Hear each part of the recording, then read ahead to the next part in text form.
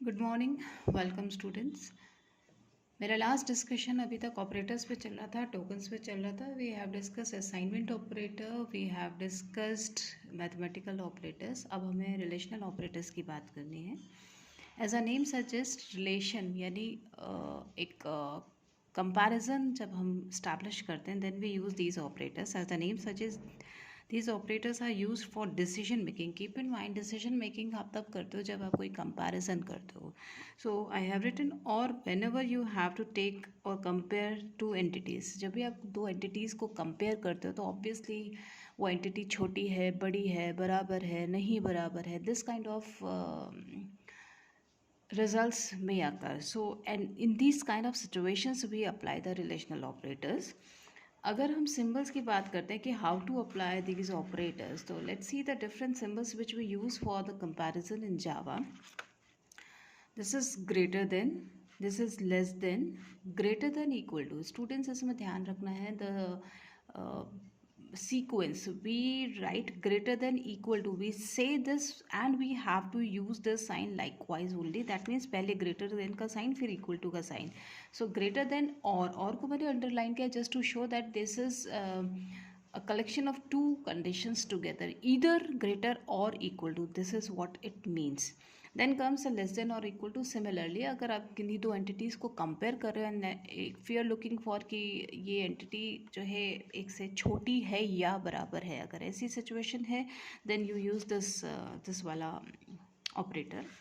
then comes equal to sign. अगर if you are looking for the comparison and if you are looking for the equality of between the two entities, then you use double equal to sign. Keep in mind, in my previous video I discussed that a single equal to sign is an assignment operator which is meant for assigning values into a variable or an mathematical expression or a constant. But if you have to compare, अगर आपको दो entities को compare करना है कि क्या a की b के बराबर है, क्या a b से बड़ा है, सॉरी क्या a 5 के बराबर है, wherever you are comparing for equality, keep in mind this sign will be used.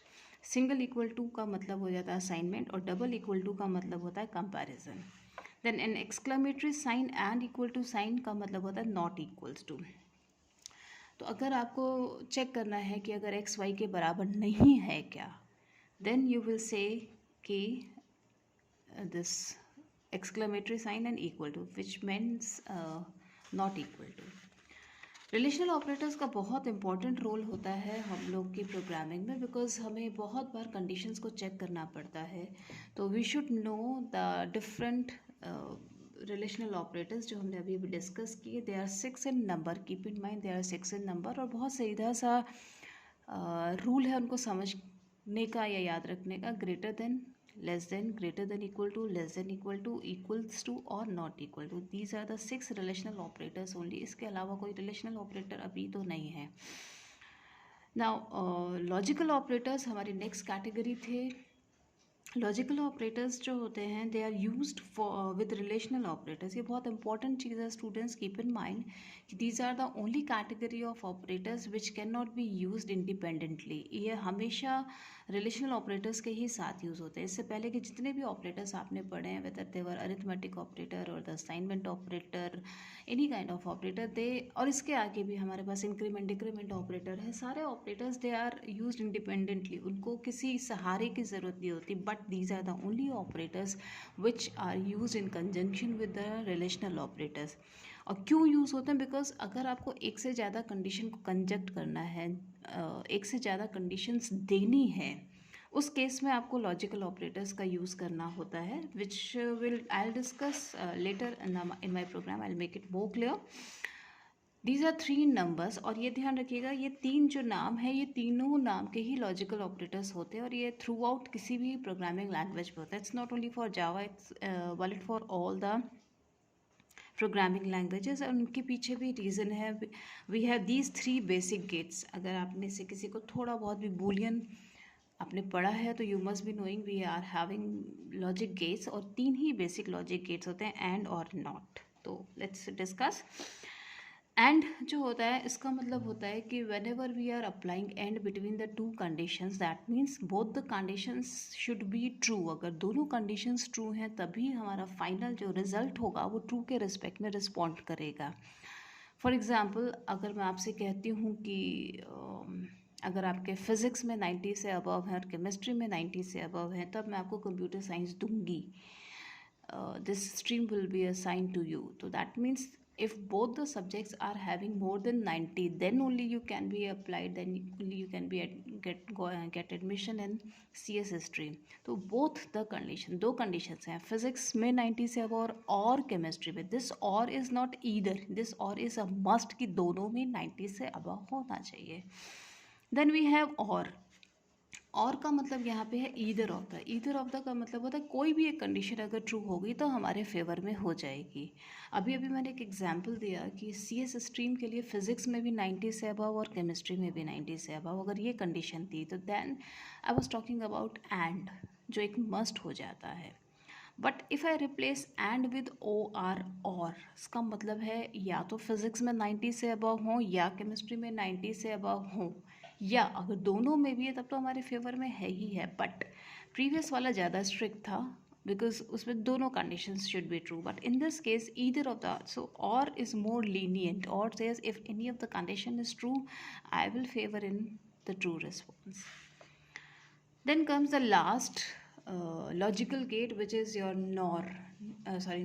not का मतलब होता है not is always there to negate। आप जो भी कंडीशन लिखोगे उसके आगे आप जब not लगाते हो तो not उसको रिवर्स कर देता है, उसको निगेट कर देता है। इफ़ आई से कि A is greater than B और उससे पहले मैं नॉट लगा देती हूँ तो इसका मतलब है A B से बड़ा नहीं है।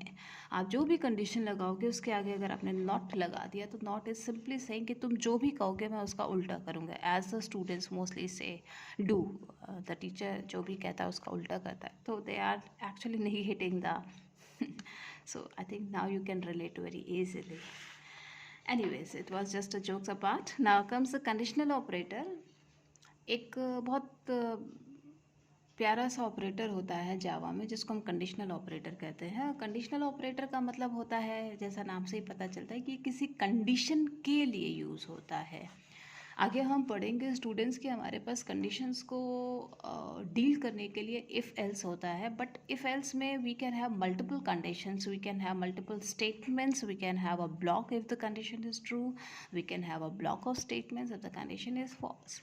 लेकिन कंडीशनल ऑपरेटर जो होता है, जो वाई सिंबल इक्वेशन मार्क होता है, ये कंडीशन को ही चेक करता है, बट एक रेस्ट्रिक्शन होता है इसमें कि हमारे पास ये जो ट्रू और फॉल्स होता है इसमें आप सिंगल स्टेटमेंट लिख सकते हो। Multiple statements can not be dealt with the conditional operators. How do we write a conditional operator? तो we write the condition, we put a question mark, we write the statement which we want to execute for the condition being true, we put a colon, we write the statement which we want to execute when the condition is false, and then we finally put the semicolon. Keep in mind, semicolon is a very important symbol in Java because it indicates that the statement is over, only then it will be treated as a statement. So keep in mind, for Java compiler you have to instruct that I have ended the statement by giving a semicolon. एक और expression होता है या एक और method होता है इसको लिखने का, that is on the left hand side you can write down a variable, then again you can write down the condition, put the conditional operator true and block false. इसमें होता यह है कि आपको ट्रू के आगे मैं आपको सारे एग्जांपल्स बताती रहूँगी। यहाँ पे जो भी वैल्यू होती है that value get assigned into this variable. If the condition is false this वाली value get assigned into this variable. तो यहाँ दो साइमल्टेनियसली एक्शंस हो रहे होते हैं, एक कंडीशन चेक हो रही होती है और दूसरा अकॉर्डिंगली वैल्यू असाइन हो रही होती है इस वेरिएबल में। एक छोटा सा एग्जांपल मैंने देने की कोशिश की है। Like the condition is a greater than b, यहाँ पे इफ़ नहीं लगेगा. अभी keep in mind they are contradictory, क्योंकि ये उसी पर्पज से क्वेश्चन मार्क यूज़ हो रहा है. तो when you are using this question mark is there for the if, तो इट इज़ रिप्लेसिंग. तो कीप इन माइंड जब आपने ये लगा दिया है, there is no sense of writing if ना.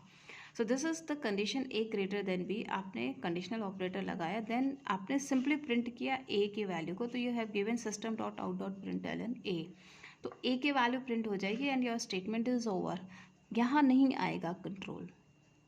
कीप इन माइंड, क्योंकि आपका कंडीशन या तो ट्रू होगा या फॉल्स होगा. तो अगर ट्रू है तो ये वाला पार्ट एग्जीक्यूट हो जाएगा, otherwise automatically your control comes to this place and it executes.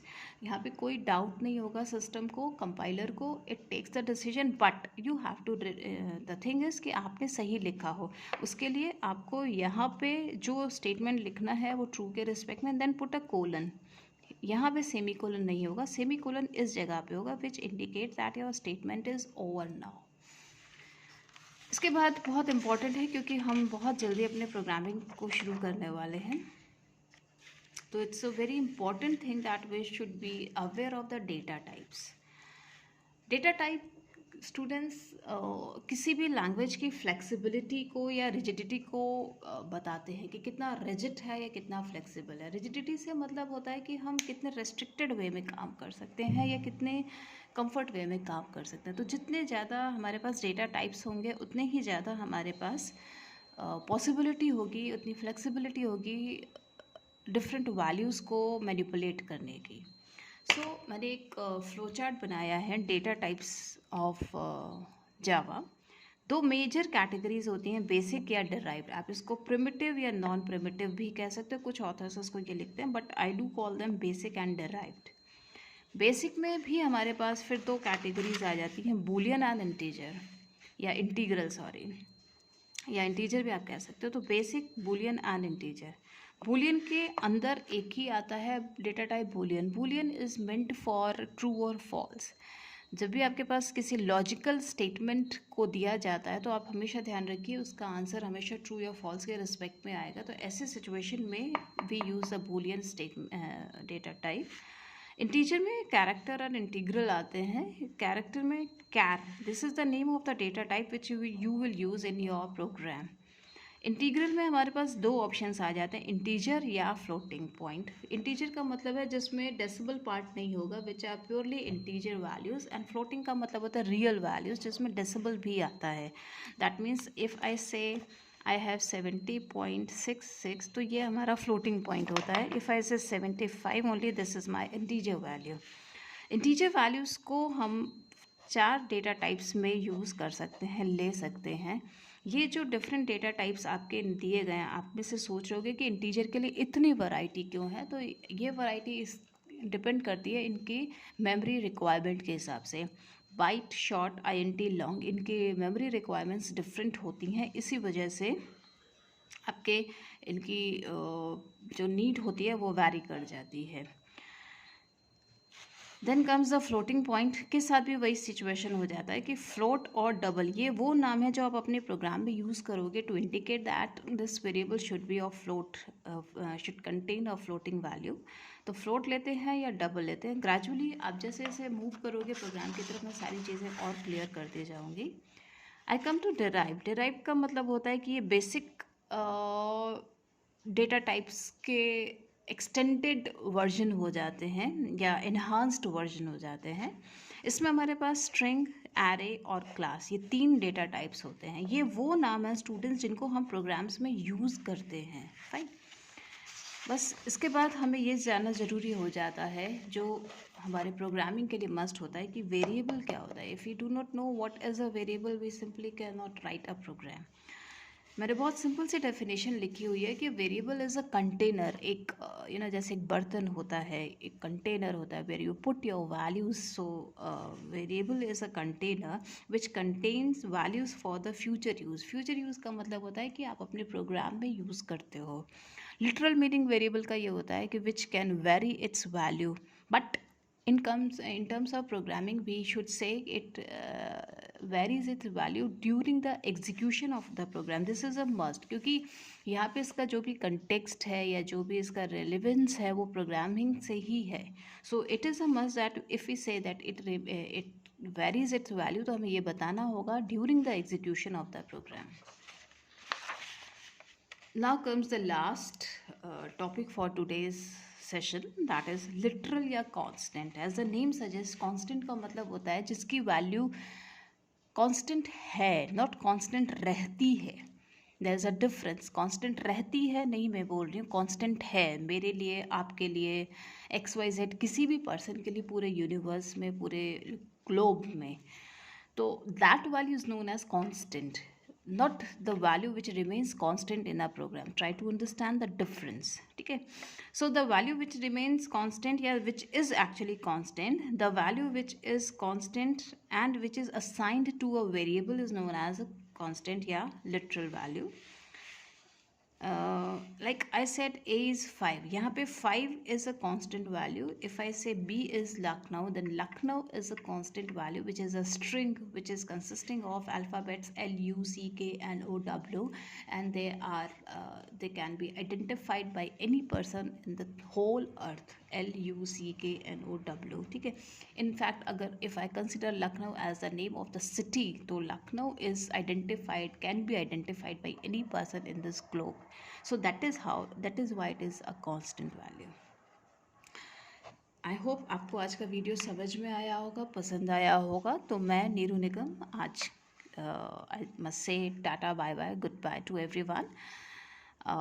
मेरे वीडियोस देखते रहिए, शेयर करते रहिए, सब्सक्राइब करते रहिए. बहुत जल्द हम शुरू करने वाले हैं जावा की programming, which will be helpful for the students starting from class 8 till class 12.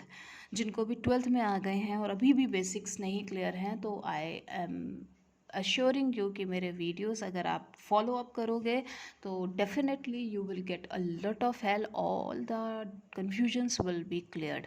Thank you. Have a nice day.